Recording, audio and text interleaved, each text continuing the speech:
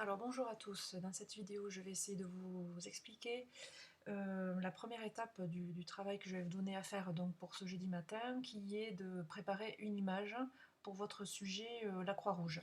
Donc sur la page 21, qu'on n'a pas encore eu le temps de voir en classe, page 21, vous avez en fait tout le processus de, de préparation de chaque image dans un fichier InDesign. En fait, c'est un document qui vous aide à préparer les images dans tous les fichiers InDesign que vous serez amené à rencontrer en classe. Sur cette page, on vous explique donc les 4 points importants à régler pour chaque image que vous aurez à intégrer dans InDesign.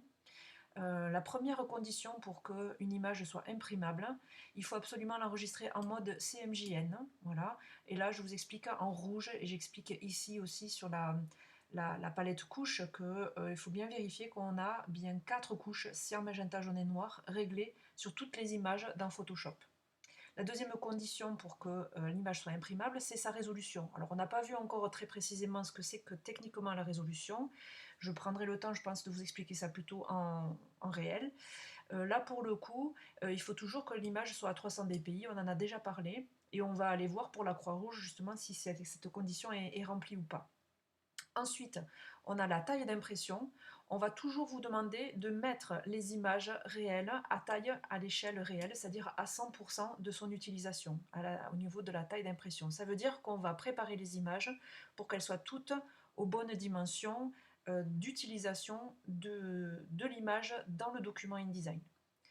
Et enfin, la quatrième condition, je crois qu'on en a déjà parlé plusieurs fois, oui je pense que je vous l'ai répété plusieurs fois, c'est que chaque image soit enregistrée soit en TIFF soit en EPS. Alors parfois, vous le savez, on est obligé de faire de l'EPS dans certaines conditions, comme par exemple la bichromie, ou parfois on est obligé de faire du TIFF quand on prépare des fausses bichromies aussi. En tout cas, c'est soit TIFF soit EPS, on part sur ce principe des deux fichiers, des deux formats. Voilà pour ce qui est expliqué dans le sujet. Alors plus précisément maintenant, on va aller voir le sujet en lui-même, voir quelles sont les images que l'on doit préparer. Donc on est dans cette étape-là, hein, préparer les images vectorielles et pixelisées. On a deux images pixelisées, deux images vectorielles, ici la croix et le croissant, et trois images pixelisées qui sont, on l'a appelé je crois, le camion, la voiture, le piano, je ne me rappelle plus trop des noms de fichiers. Donc on va parler d'abord des deux images vectorielles à préparer. Ce sont des images vectorielles, donc on va les préparer dans Illustrator. Je les ai déjà ouvertes dans Illustrator et j'ai fait ouvrir avec Illustrator et l'image s'est automatiquement installée directement dans un document au bon format. Donc par habitude, prenez l'habitude, je pense que vous l'avez fait, générer un nouveau calque et verrouiller le modèle ici du croissant qui est à vectoriser. Et ici, s'assurer de placer un calque qui va enregistrer la partie vectorielle. Croissant vecto. Donc là, c'est très très simple. Je vous montre pour la lune, mais ça va être la même chose pour la croix. Vous allez vectoriser votre lune. Ce sont des formes simples, donc il n'y a pas besoin d'énormément de points, pas 10 000 calques non plus. On essaye de faire, on va dire, le croissant le mieux possible. Je ne vais pas me placer trop haut et trop bas. Voilà, le problème c'est que je me suis mise en fond blanc, donc je vais enlever de suite mon fond pour y voir mieux. Je casse avec la touche Alt enfoncée, je casse la tangente à cet endroit-là pour me permettre de repartir dans le sens inverse et faire l'intérieur. Si mon tracé ne me satisfait pas, ce qui est le cas, hein, pour l'instant j'ai pas toutes les tangentes qui me conviennent, en plus j'ai des tangentes de couleur rouge sur rouge, c'est pas très visible. Je vais de suite changer cette couleur, vous voyez ici là, je peux aller changer ma couleur, normalement dans les options, ici, de tracé, je vais me mettre en bleu, ce qui va me permettre de mieux voir le tracé. Une fois que mon tracé est fermé et bouclé, ça c'est un rappel de l'année dernière, vous pouvez revenir sur tous vos points et revenir vous placer beaucoup mieux sur votre forme.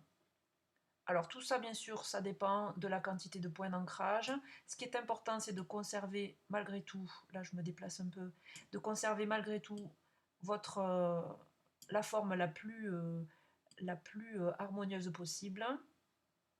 Ici, dans le cas où vous n'en sortez pas avec si peu de points, là j'ai été un peu joueuse et j'ai voulu faire un minimum de points, n'oubliez pas que vous pouvez rajouter des points d'ancrage.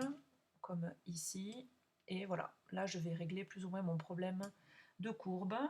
Ici aussi, on garde les tangentes au maximum. Vous avez vu que j'ai coupé la tangente avec la touche Alt pour pouvoir avoir une plus grande souplesse dans mon tracé.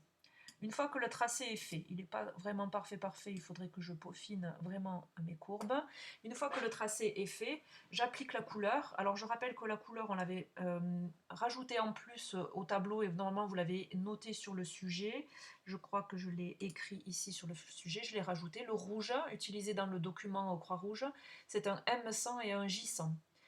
Donc, je vais utiliser ma palette nuancier ici. Je vais créer une nouvelle nuance. Là, il y a un nouveau groupe, mais sinon, je vais faire hop, une nouvelle nuance avec la palette couleur ici. Et je me mets en M100, J100. Entrée. Voilà. Et pour l'enregistrer, cette nuance, dans le nuancier, je vous rappelle que il faut faire glisser la vignette ici. Il ne veut pas, voilà. Pour pouvoir la conserver et pouvoir la réutiliser, par exemple pour la croix que vous allez faire aussi. Cette nuance, vérifiez bien qu'elle est enregistrée dans un fichier qui est bien en CMJN lui-même. Là, ce n'est pas le cas. Par défaut, le fichier est souvent en RVB. Pour ça, on va dans Fichier, Mode colorimétrique et on demande couleur CMJN. Voilà. Et là, si je fais aperçu de surimpression, je vois bien que ni le noir ni le cyan ne viennent influencer mon tracé vectoriel. Je masque mon modèle qui est derrière et je vois bien que je suis sur un mélange de magenta et de jaune. C'est exactement ce qu'il me faut. Voilà pour mon image. Je l'enregistre Pomme Shift S dans mon dossier de travail. Je vais l'appeler pas croissant tif, j'enlève le tif, je vais l'appeler croissant vecto.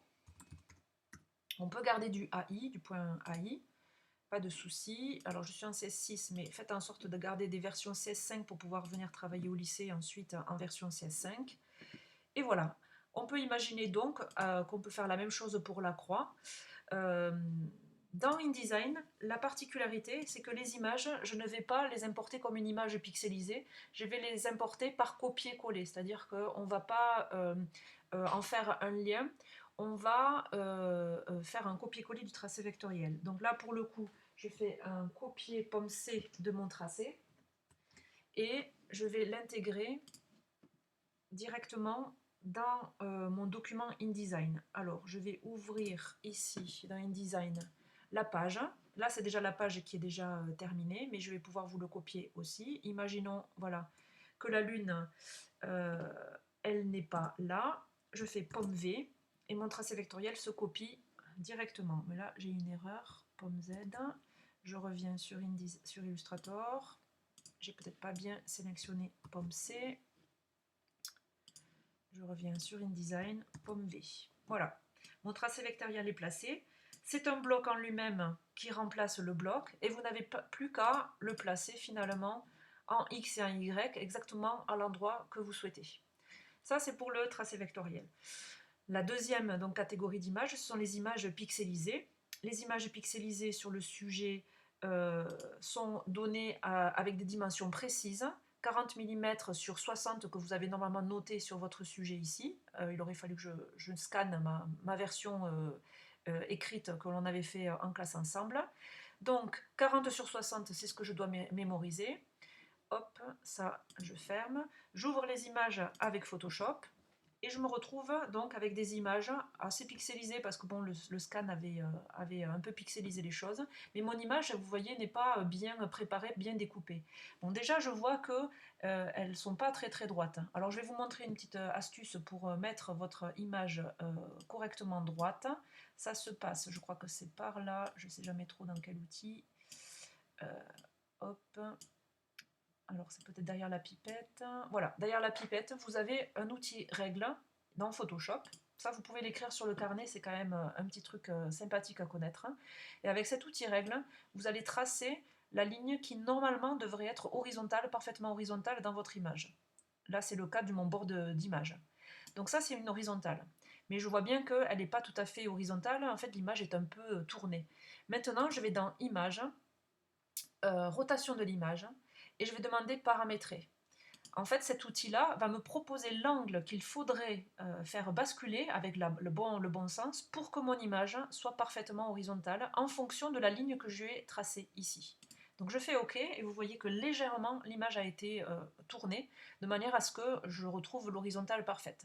Donc ça c'est un super truc pour mettre vos images droites très rapidement sans vous prendre la tête sur savoir à combien de degrés, ni sortir des repères magnétiques, ni rien du tout. À partir de là, je prends mon outil de recadrage. Je vais faire un recadrage avec taille et résolution. Je vais indiquer en largeur, donc je crois qu'on avait dit 60, si ma mémoire est bonne. En hauteur, je crois que c'est 40. Attention, je me suis mis en millimètres, donc je ne me trompe pas non plus d'unité. Et la résolution, elle doit être normalement à 300 dpi. Alors avant ça, normalement, je dois vérifier, Pommel Alt I, si mes images sont bien à 300 dpi, c'est le cas. Donc je fais OK, et je peux repartir donc sur une taille de, je reviens taille résolution, alors je suis en CS6, c'est légèrement différent de CS5, mais vous allez vous y retrouver aussi, en millimètres, voilà, je suis sur du 60 sur 40. Voilà, la résolution, donc mon image est à 300 dpi, OK. Et puis c'est tout. Je fais OK.